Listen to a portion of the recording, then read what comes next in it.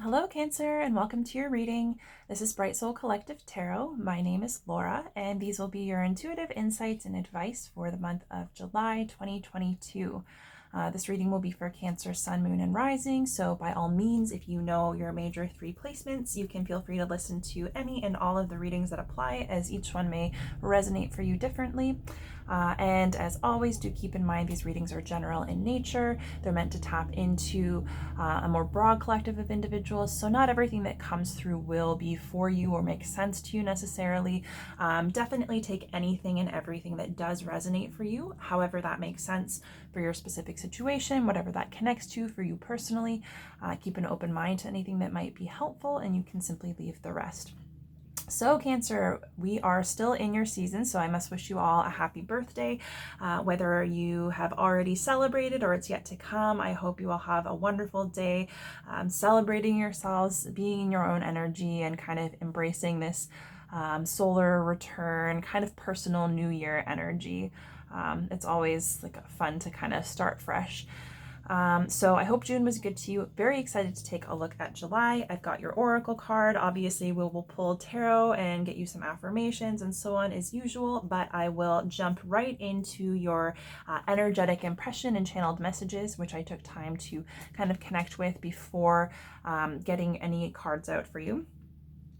So the first thing that came through in terms of an impression was the sense of being kind of busy or having a lot of competing priorities, having a lot of competing, like maybe tasks, maybe social events, individuals kind of vying for your attention. And so if there is a lot going on, I did get the sense that there could be some distractions that may be kind of nagging at you or eating away at you, maybe things that are needing to get done or vying for your attention that if you don't tend to them immediately, they'll be kind of like in the back of your head, making it more difficult for you to focus on what you're doing at that point in time. So I would just say tend to whatever is necessary. If there's something that's nagging at you or eating away and like taking your ability to focus away from the present moment, then perhaps maybe refocus the priority, do what you need to do to kind of knock that thing off your list or calm your mind, or even just find a way to detach from it so that it's not draining you. The other thing is when I was kind of cleansing your cards, there was a lot of cards just kind of falling and jumping out. So I kind of got the sense, especially with your solar return being that it is like your birthday season and it's kind of your personal new year, there are a lot of things that tend to be like, you know, kind of coming up for completion, cycles that are coming to an end, things that are being kind of like dredged up and brought to our attention so that we can kind of fully shut the door and be willing to start new in our personal new year. So there could be just like, yeah, a lot of stuff on the go, a lot of stuff that's been coming up or resurfacing. There might be a lot of like themes that are kind of coming up and you may be looking for answers. So just know if it feels a little bit chaotic, if there is a lot going on and you've got like a lot of stuff you're trying to figure out, that's totally okay. It's totally normal. And I would just say, like, just make sure that you're focused on your self-care. You're doing what you need to do to take care of your emotions and your energy, and just kind of make the most of this time, not to be too hard on yourself and not to kind of overdo it. The other thing is in both tarot decks that I was like shuffling and cleansing in advance of your reading, the Eight of Swords fell out of both. And that has a lot to do with feeling stuck, feeling limited by our perceptions and our beliefs. And it's just kind of like the way that you look at the world and your beliefs, if they're limiting, if they're restrictive, if they're not necessarily aligned or empowering, how much that has the ability to affect your external environment, even if those thoughts are not actually reflective of what's really going on. It's like your mind is powerful. So I don't know if maybe that makes sense for you, or perhaps that will come up later in the reading. So we'll get into your channeled messages. Your first one was on a journey. And so it's kind of the sense of like recognizing that you're on a journey, you've come so far, taking some time to maybe look back at the experiences that you've had, good or bad, the lessons that you've learned, and kind of figuring out like, you know, what worked for you that doesn't any longer, what has been working for you, what is in alignment with where you're trying to go, like kind of almost taking stock of what you've kind of been up against to date, and how that's going to influence the way that you'll continue to move forward. And I also really liked it because the sense of journey, it gave me a sense of appreciation and acknowledgement that life is a journey. You know, it's not necessarily clear and cut and dry. And it's kind of like being able to appreciate the constant unfolding of life and, you know, the sometimes chaotic and unpredictable nature of it, and recognizing that it's part of our existence. Your next message was reflection on abundance. And so I would say, like, abundance may be a theme for you. Maybe you're aware of all of the abundance in your life, or you're particularly grateful for it. Maybe you're struggling with concepts of abundance. So I would take a look at what abundance means to you, what your values are and your beliefs are related to abundance. And is that serving you? Is that empowering? Is that helping you to kind of get to where you need to be? Are there perhaps forms of abundance in your life that you're not necessarily aware of, or maybe taking time to enjoy? So it could be a sense of, you know, needing to establish a practice of gratitude each and every day so that you can connect with, on a regular basis, all of the beautiful abundance that's available to you, all of the forms that abundance takes. I know that we often think of money and material, but, you know, it's also like love and partnerships, friendships, family, health, you know, experiences, right?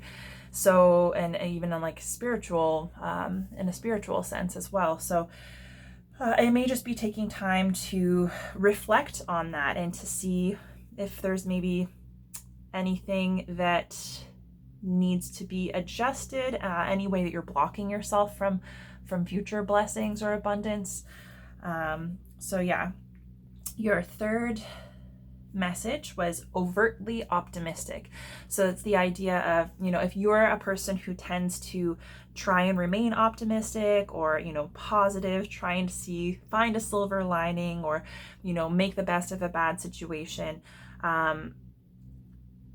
that can be a task, right? So we obviously don't want to do like the whole toxic positivity thing, but it can take a lot of work and effort to remain focused, especially if you're going through things that are a little bit unknown or challenging. It can be difficult to kind of put in the effort and to find the energy to kind of maintain that optimism and hope that will kind of keep you going in a more uplifting direction.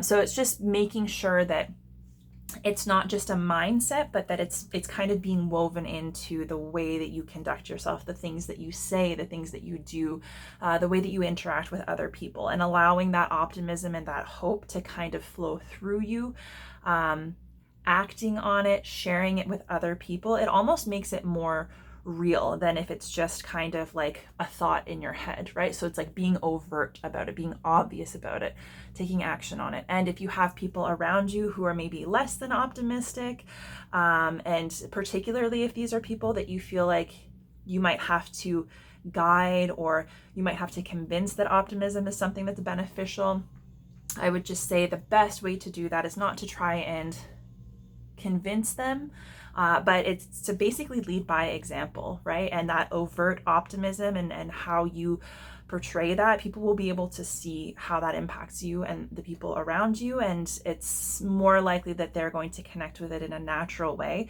if they can see the benefit for themselves through you, rather than having you try to kind of convince them.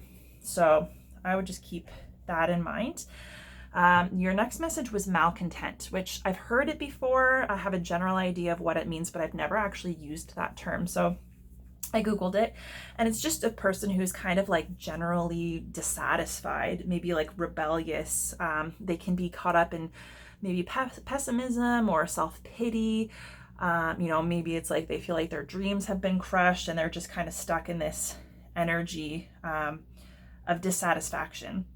So that could be you. Perhaps it's something you personally struggle with, like trying to keep in balance, or maybe there are people around you that have a tendency to be more malcontent, and perhaps you're more the optimist and you find yourself kind of almost fighting, maybe even just energetically against these people, and not trying to let them get you down. So I would just say,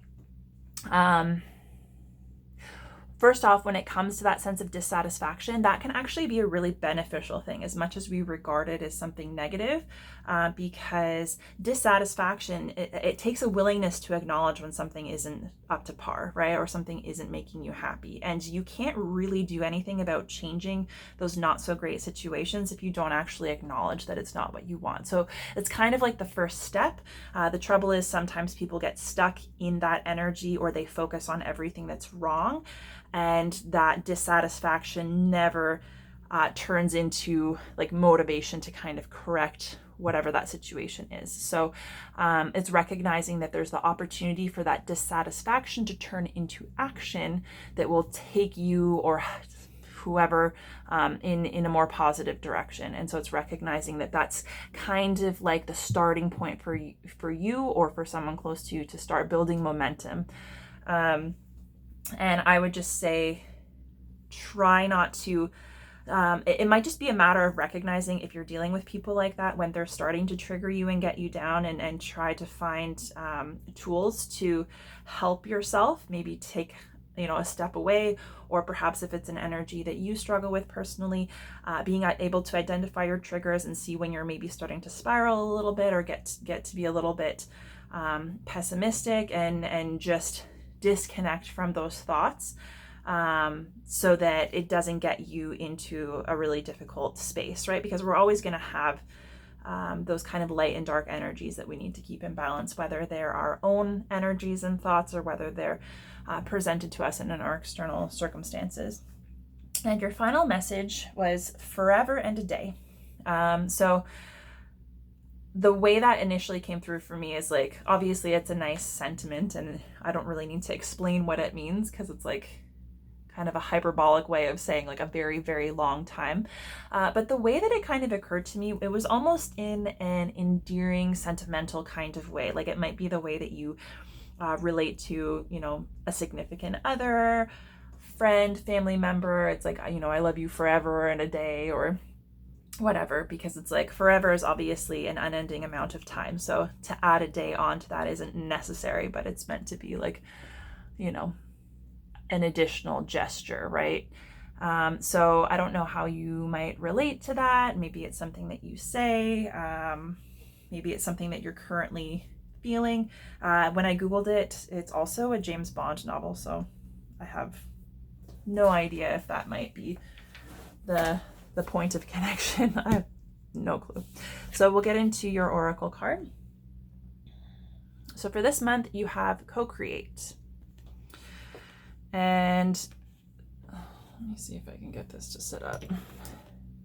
And so this is a really, really great card, because obviously at a very basic level, it's saying that your creativity is going to be highlighted this month. So anything creative, any kind of creative outlet, any ideas, inspiration, it's really going to be beneficial for you to connect with that, to express that, to maybe give that a little bit more time and space in your life. Because that's kind of the vibe for this month. And it seems like anything that you're able to connect with on that level, either it may result in some kind of forward movement, maybe some kind of project being started, maybe something coming to fruition, something manifesting. So it's kind of like there is the ability for whatever kind of creative endeavor you connect with most to actually move you forward or be successful, perhaps in a more tangible way, maybe in an intangible way, but it's kind of like that seems like it may be the key for you. And the other interesting thing is to recognize that creativity and like inspiration that leads to some kind of like creative endeavor or creative product, that is, innately connected to our divine nature, our connection to the divine. So whether you think of like in a spiritual context, whether you think of it as like God or the universe, or just in terms of energies, whatever kind of like higher power you believe in or connect with, it's recognizing that is innately why we're here. And there's that little spark of that divine energy within each and every one of us. And our life and our actions and our words and the things that we do, it's kind of like an outward expression of that divinity. And because creativity and inspiration is drawn specifically from that energy, that kind of creative power and getting into that state of flow, it's almost like letting that divine energy flow through us and creating something in the physical world that has been inspired by that. So it's recognizing that it's not just about you. It's not just something that you do yourself. It is the connection to that divine energy, to source, to God, to, whatever. That's like our, it's like our divine gift, right? And so there needs to be that partnership. There's that exchange of energy. And that's why people, when sparks of inspiration, a lot of times people don't say like, well, this is me, this is mine, this is my thought. It's kind of like something struck me or something was activated in me. It's almost like there's no obvious source or explanation for, the idea or whatever the breakthrough. A lot of people just explain it as like a feeling, right? And so this is about kind of connecting to that feeling, that spark of inspiration, those ideas that occur to you, and maybe giving them a little bit more space and seeing where they might take you this month. And if you find yourself, like if you don't necessarily consider yourself to be a particularly creative person, this is also kind of breaking it down and acknowledging the most basic way that we create in day-to-day life, which is by, just living, right? Living, breathing, the things that we think, that we do, that we believe, the decisions that we make. It's like we are creating our life. We're creating our life experiences, right? Because whatever we feel and whatever we think is ultimately what guides us to make our action, which results in us, taking action in the world, impacting other people and our environment, having certain types of experiences. So it's recognizing that even in the most basic way, your daily life is like a creative expression of you and your unique energy.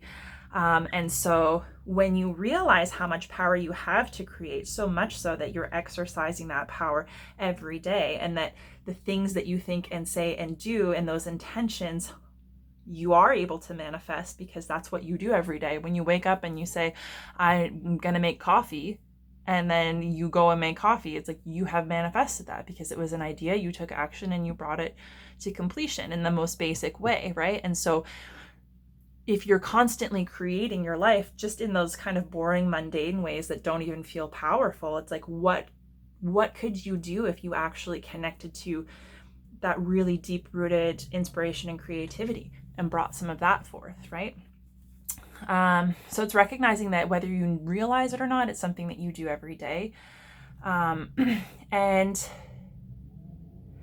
it could just be a matter of you giving yourself the opportunity to consider ideas. Because sometimes what happens is we end up thinking and we overthink. So if we have perhaps a creative problem, or even if we are artistic, for example, and we have we're told, okay, like you need to create a painting and it needs to have these details or these specific, elements. And then it's like, when you start to think of it logically and figure out how you're going to do it, you actually kind of get further away from your creative process, and it kind of blocks things, right? So it's more about letting your intuition kind of guide you, paying attention to those hints and nudges, those little sparks of inspiration and flashes of, ideas, and kind of leaning into that. And when you allow yourself to recognize and take action on it, the more that you're in that energy, the more that you'll be able to connect with that flow. And that's kind of like connecting to that divine source of energy that helps you co-create, right? Because that's where it comes from. And there's something, I have to find it in the guidebook because it's interesting. So it says, when you view your life as art and know that you co-create it, only beauty and grace result. So it's like you have the ability to create something beautiful if you believe that you're able to. And the other thing is, inspiration means the drawing in of divine guidance. So you must tap into spirit and not simply yourself. So that's the idea. Like if you are somebody who's creative and perhaps you struggle with, blocked energy, writer's block, that kind of stuff. It's recognizing that it's not just you performing alone, and it's not just pressure that you're meant to put on yourself and something that you're meant to kind of extract from yourself. It's something from outside of you that you're meant to connect to, and you have the tools. So I think that's a really positive message for you this month, whatever creativity means to you. So we'll get you some tarot cards. I'm trying to see if I can get these readings a little bit shorter, because I think it would be fun to do like a mid-month check-in, but that's only really feasible if I can make my regular readings shorter. So your first card is the Page of Cups, and your second card is the King of Wands. So I'm gonna just start off with 2 and see, because I feel like there's no getting away from the messages that are meant to come through, and it seems like no matter how many cards I get, I can talk for hours. So we'll get your clarifiers right away. So Page of Cups is clarified by the Devil. We'll clarify the King of Wands.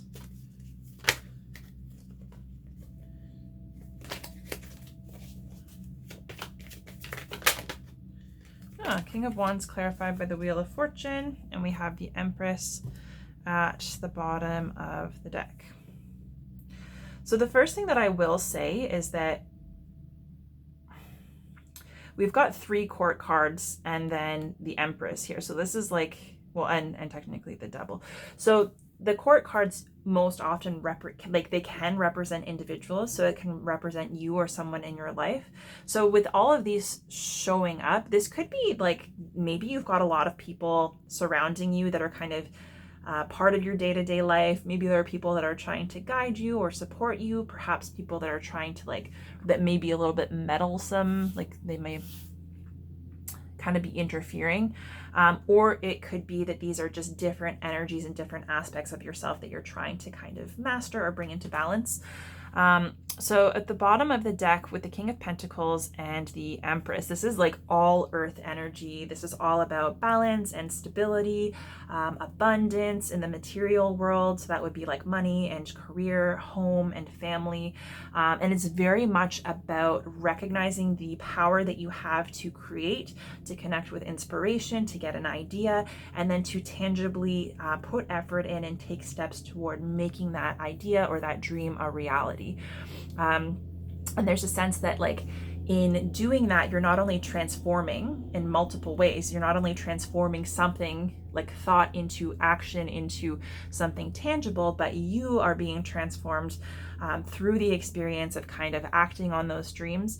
And then your experience is also transformed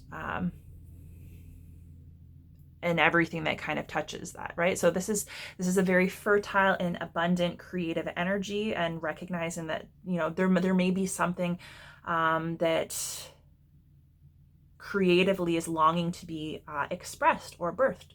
Or this could also be literal in terms of family, wanting to have a family, pregnancy, being pregnant, having children. That could be it. So it could that could be. And you might be dealing with a Taurus or something, because there's the King of Pentacles here. So yeah, very much about stability, money, material, family, home. And so it's kind of very, very abundant, fertile energy that's saying you can create, and something is longing to be created. And then there's also this stability, this maturity, this strength that is allowing you to kind of move in that direction. So perhaps that's what you're focused on, the more material and kind of practical, tangible aspects of life, which is beneficial, right? Because anything that we create, we're technically going to create most likely in that physical realm, right? It might result in some kind of tangible outcome or product.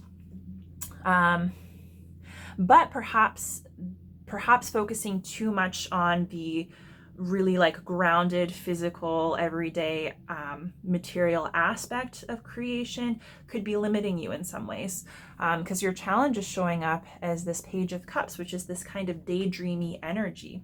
And it's not daydreamy in the sense of just being like out of touch and wasting time, but it's recognizing that you can be a fully functioning, stable person in the material world. You can have both feet on the ground, and you can tap into the power of daydreams, because that's kind of like, this is kind of like connecting to that spiritual realm, that spiritual energy, that kind of energy or power that we co-create our lives with. So that's where our inspiration comes from, right? The connection to the divine. And if we don't allow ourselves the opportunity to consider that, let alone to connect with that, and, dare to kind of daydream and think of how things could be, it's really difficult for us to connect to any kind of new idea, anything that might be inspiring. Also, I need to say sorry for the background noise. My neighbors are doing a whole bunch of work in their backyard, and they have machines going back and forth, so hopefully it's not too distracting.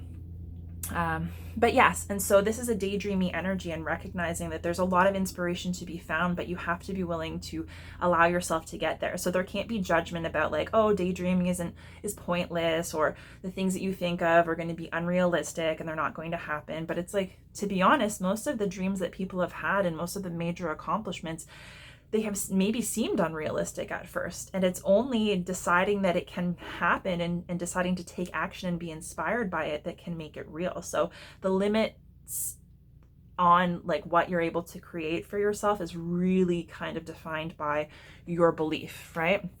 Because this is the When Pigs Can Fly card. So it's like, if you take away all of your assumptions about what's possible and what isn't, and you allow yourself to truly dream, you could connect with inspiration that might allow you to take action in a manner that would make even the most unrealistic goals come to fruition.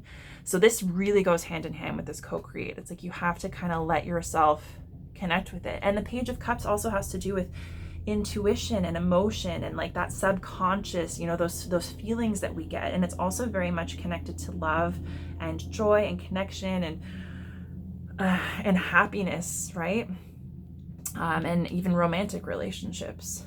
And the fact that this is showing up as your challenge is it may be difficult for you to either accept that this is valid, or that you're allowed to have dreams, and that those dreams, you can take action on them, and you can express yourself creatively in the process.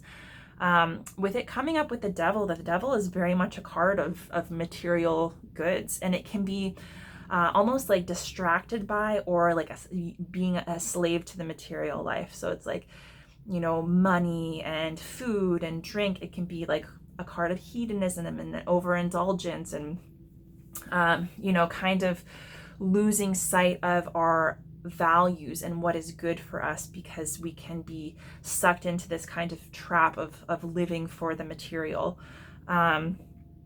And it's kind of like there is a certain amount of temptation associated with having a great deal of money or stability, or, like luxury goods. And sometimes we can use the physical world and like focusing on money and career and stability as a crutch for avoiding our inner worlds, like our emotions and our intuition, and the things that are really good for us, or the things that we need to do for ourselves. So there could just be like, just the way everything is, I kind of get the sense that you might be a little bit disconnected from your emotions. And being that you're a water sign, your emotions, your intuition, your subconscious, like that's kind of like your bread and butter. That's your strong point, right? Could very well be one of the best ways for you to really step into your creativity or connect with your inspiration.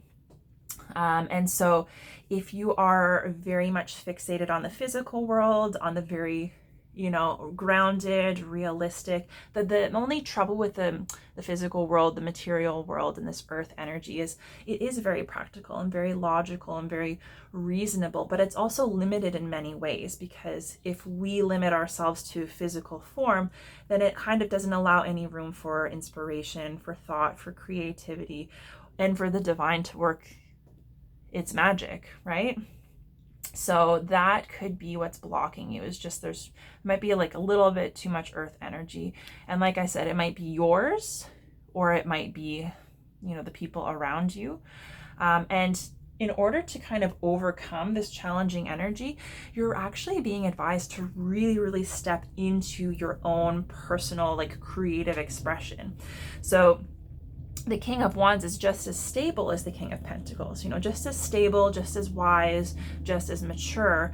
But the King of Wands takes action in a manner that is inspired, right? And so it's kind of like the passion, the creativity, the inspiration, this light that's burning within him. He recognizes that that's important and that that's his strength, and he allows himself to be moved by it and to infuse that into the actions that he takes, the things that he's creating in the world around him, so that his life will be built upon that creativity and not just the kind of like in the material sense, right? So it's recognizing that the things that inspire you for a reason. And when you allow yourself to connect with that and to feel that and to be moved by that, that is going to take you in a direction that's going to be really beneficial and rewarding for you.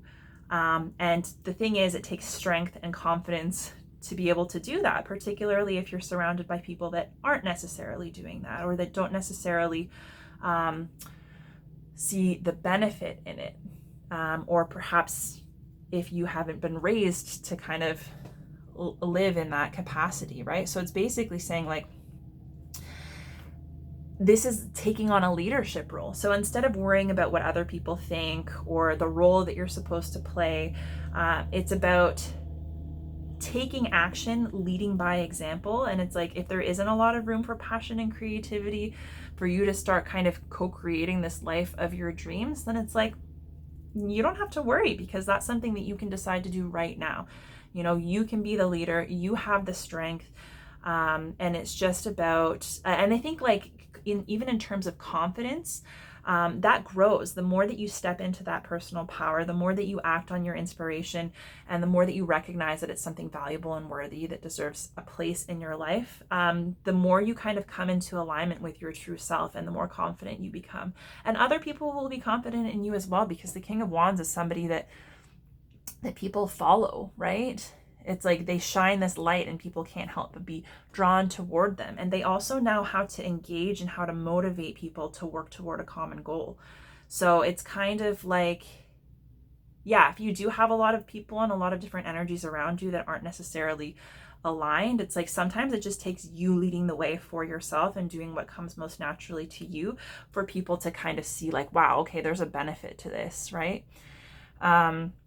And for that to come up with the Wheel of Fortune, it's basically saying, like,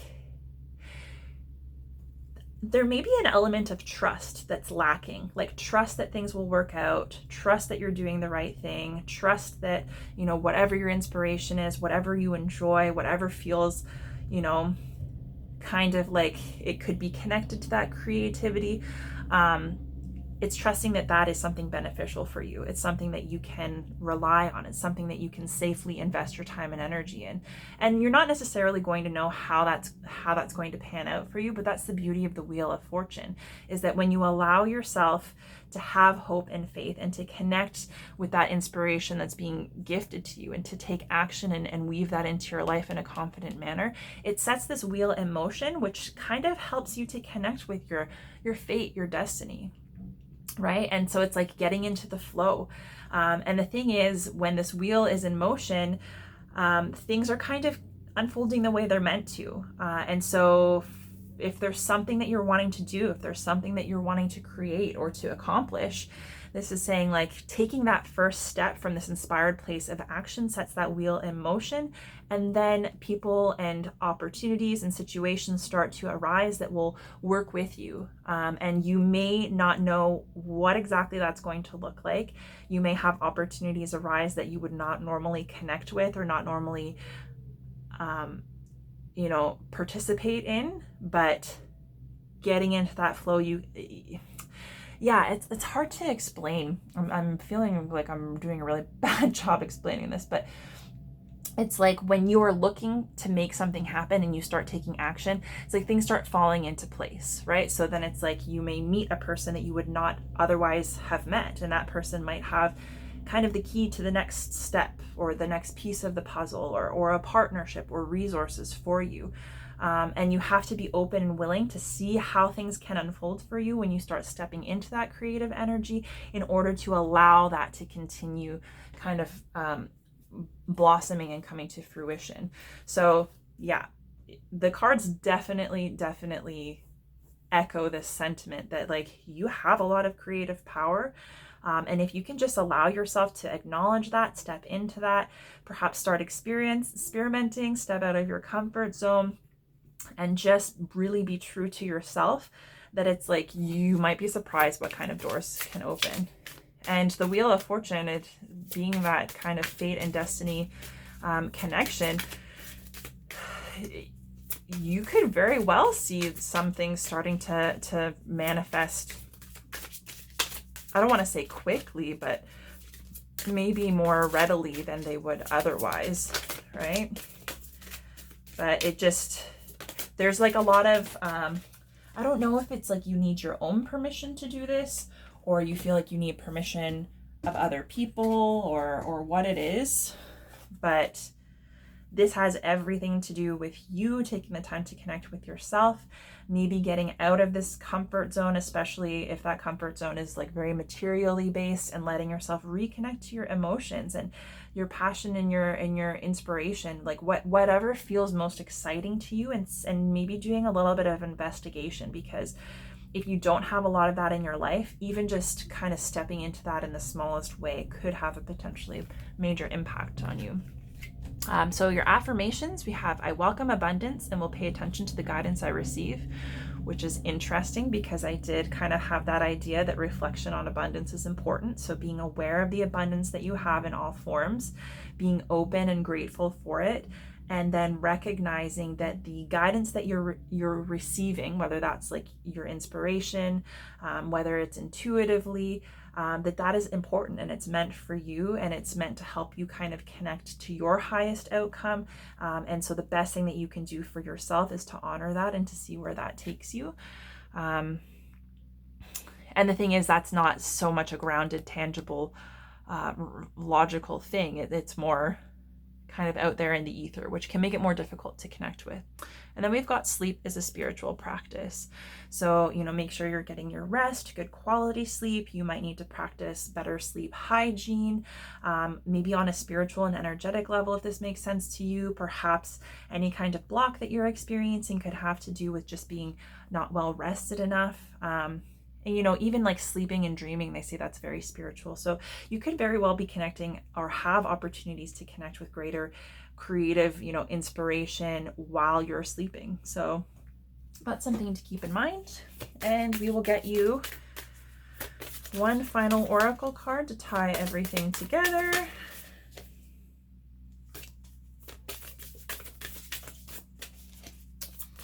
Let's see here. And this is from the Starseed Oracle, which is very spiritual. It's kind of out there. Oops, kind of abstract. I just dropped a whole ton of cards. Sorry. Oh, gosh. Okay, so because there are so many and not one turned over, I'm just going to put these back in the deck, and we will wait until we get a specific single card jumping out for you. But yeah, so as I was saying, this is kind of like spiritual, out there in nature. So it's always a surprise to see what comes out with this deck. And even if you're not into the more like esoteric, out there concepts, I would say it's just about figuring out like what the message or the information means to you, what that kind of brings up for you. So it's taking a long time to get a card for you. So let's see here.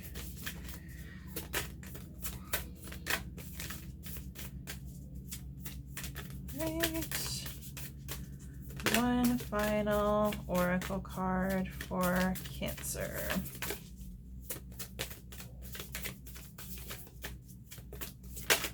Okay.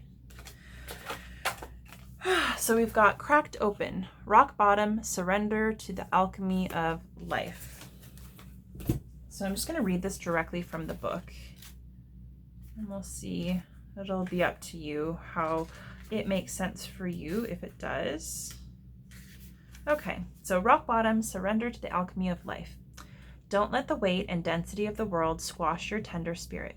Instead, let it call even more of it home, into your body, at the center front of your life. It's through extreme pressure of life's trials that diamonds are cultivated. It's when things are at their darkest that we cultivate proper faith and our light is ignited. It's through the crumbling that we can allow our wounds to be alchemized. Let your pain, sorrow, and losses make you, not break you. Let life alchemize your tragedies into gold. Be open to being cracked open, wide open. It's difficult times that help us grow in leaps and bounds and in ways we could only dream were possible. But first, they have to crack us open. Sometimes it hurts like hell. It's nature's way. Whether you let it happen or not, it's going to happen. So surrender to the process. It's how the light gets in. When your heart cracks open, a space is created for your soul to more fully enter. When your soul cracks open, a space is created for the grace of the Holy Spirit to enter. Let your trials, your sorrows, your pains, and your losses transform you into more and more of yourself. Stay open to the possibility that your tragedies, your losses, your sorrows, and your hurts happened for you, not to you.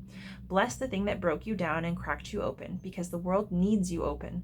Surrender to the alchemy of life. And then there's an inquiry which says, how can you let life crack you open? So I think this is particularly important when it does come to creativity and that ability to channel inspiration from kind of like external energy.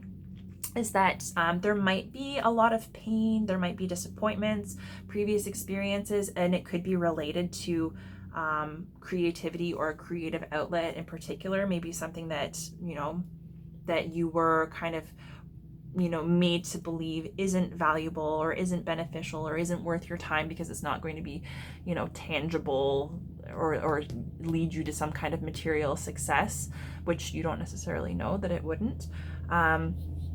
So there could be wounds around whatever this is that's actually causing you to kind of shut down and block yourself off from creativity, from your intuition, from inspiration, from your connection to that divine co-creative source.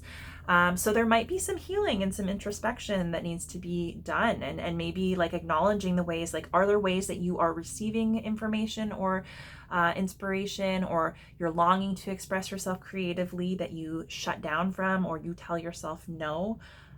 So yeah, very, very interesting, but there might need to be a little bit of vulnerability because it could be blocking you from really fully connecting to the more spiritual side of things, which ultimately will kind of amplify this creative power. So I think that's lovely for you, Cancer. I hope this month is good to you.